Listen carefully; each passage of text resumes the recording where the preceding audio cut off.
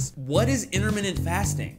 Find out in today's episode. Hey, it's Chantel Ray. And it's Chris Sykes. Here with another episode of Chantel Ray Way, where you're going to find out more about intermittent fasting and how to lose weight. So what I do, there's a few different types of intermittent fasting, but we pretty much do the same kind. We just adjust our windows. So I do the 16-8 intermittent fast, which means I fast for 16 hours a day and I eat within an 8-hour window. So I might eat from, let's say, for example, 2 p.m. to 10 p.m. That's the time I eat.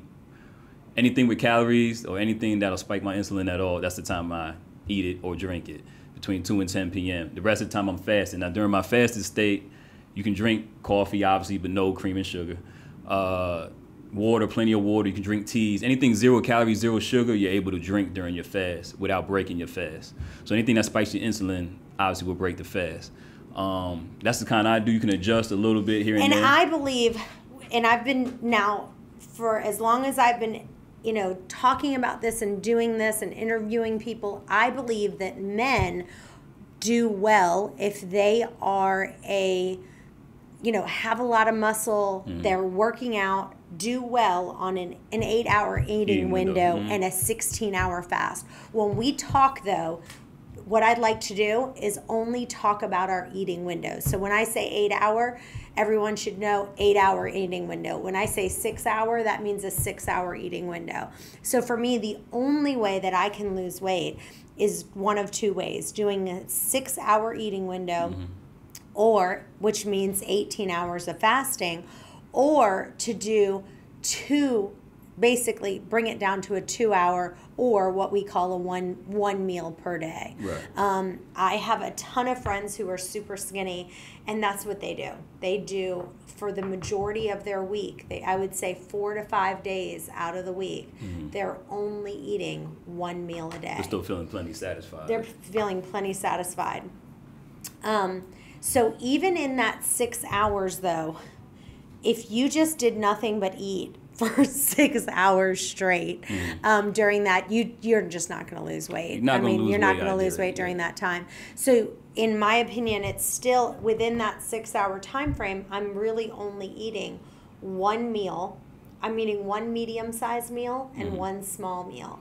And the trick for me is that I don't eat my very first meal until I hear my stomach growl. When I hear my stomach physically growl, that's when I know, hey, it's time for me. I'm allowed to eat now, because my body's physically hungry, and I'm only using food for fuel, not for any other reason. See, that's a big point right there, too, because you probably had days like this. So I plan to eat only 8 hours a day.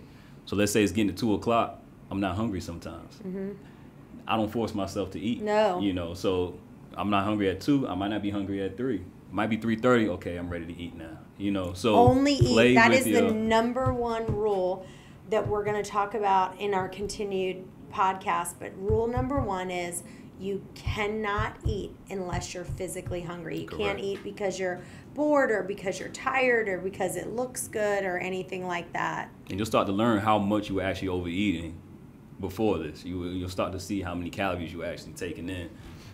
Let's talk a little bit about your first meal. What you should eat in your first meal. What do you normally eat? Me, I still tend to eat towards breakfast type foods. What I mean by that is a protein and a carb. I try to skip, obviously, like I said, I have a huge sweet tooth. You're going to want, I avoid eating a donut or a snack. Now, obviously, we said we can have those, but we don't want that to be the first thing, because that's going to skyrocket the insulin. That's going to skyrocket our cravings to where we just probably going to binge out for 6 to 8 hours.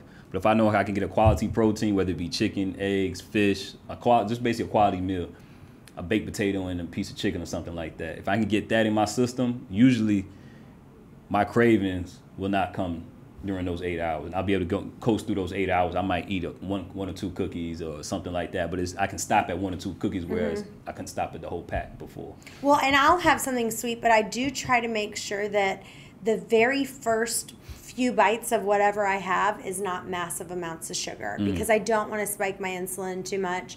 So, today we had a big party at our work, and so I had, some cheese and some crackers, and then afterwards I had a few M&Ms. Okay. But and I had a couple pieces of that pound cake, but I didn't have it at first. I mean, at first I had some cheese, I had a green juice. Well, you were able to control it though. And I was able to control it. Yeah, you were able just to eat 2-3 pieces of something that you like without eating taking that whole plate in your office, you know. Yeah, and I do, for me, when is your biggest meal of the day? So like if you have one medium meal and one smaller meal. It's going to be dinner time. So usually like I said, I don't usually eat dinner until about 8:30, 9 o'clock at night. So that's going to be my biggest meal of the day usually. Like I said, when I break my fast, I'm not starving usually. So that'll be my smaller meal. Might be like I said, a piece of chicken or some leftovers from the night before or something like that. But it's usually smaller portions than my dinner will be. Yeah, and for me, because I'm eating a 6-hour window, I'm going to only eat enough to keep me full for 4 to 5 hours. Right. Make sense? Because I know I want to be hungry at that 6, you know, like at the 5.5 hour mark. I want to eat something else small. So I can't eat too much because I want to make sure one of the rules here is you can't ever overeat. Right. And you can't ever overeat, and you only want to eat when you're actually truly hungry. So I want to make sure I'm not eating too much at that middle meal or that first meal, so that I am hungry 4.5 hours and what's later. a good point is that we both work out, you know, in the morning. So we're working out, like you said, you go from 12, so you got about a good 5-6 hours until from the time you start working out till you eat, and you're still not binging, you're not starving, you're not binging out, you're not dizzy or anything like that. I work out obviously in the morning too. I train, it's a more physical type job, you know, I have to carry weights, hand people weights, you know, do things like that. But we're still not starving, you know, we're still not overeating. As soon as our window ends, we're still eating normal meals at a normal pace, even though we did all this physical activity, you know, throughout, you know, early in the morning when we first woke up 6-7 hours ago. What happens is that your hunger hormones adjust to the intermittent fasting. So like I get hungry. I basically eat in my same window every single day. So for me, I eat, 12 to 6 or 1 to 7. And that's the only time I'm hungry. My body has adjusted to the fact that this is the time when I eat. So my body actually physically gets hungry during those times. And the other times I'm just not hungry. So my body is used to this, right. And this is what my body has adapted to, and it gets easier and easier. And that's a big point too, because a lot of people, when I tell them about it, I explain intermittent fasting, their first thing is, I'm going to be starving every day. I'm going to be starving every day. And I tell them it couldn't be the most opposite thing. So you've been fasting for 16, 18 hours. You would think, I'm going to go to the biggest buffet I could find. I'm going to eat everything I can get. And you'll see, once you get into it and you get comfortable with it, after your 16, 18-hour fast, when you eat, it's like sometimes, let's say I got a foot-long sub or something like that. I can't eat the foot-long sub. I eat more proportionate fasting than I do not fasting. Yeah. It calms you down because you are not so worried about what you're eating. You know that you can eat what you want, however you want. And I think that a big thing is that it breaks your food addictions. I would say that before I started doing intermittent fasting, I was addicted to food in the sense that I was so obsessive because I would play this game of deprivation and then binging, and then deprivation and then binging, and this kind of roller coaster back and forth, depriving myself. And then once I did get to eat the cookies, instead of eating one cookie, I'm now eating 5. Yeah.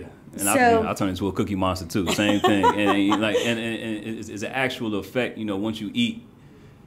Well, we'll get into details later, but that's an actual biological effect in your body was why you're doing it. It wasn't your fault, actually. It was just how we were going about food. It's just a biological response you're going to have.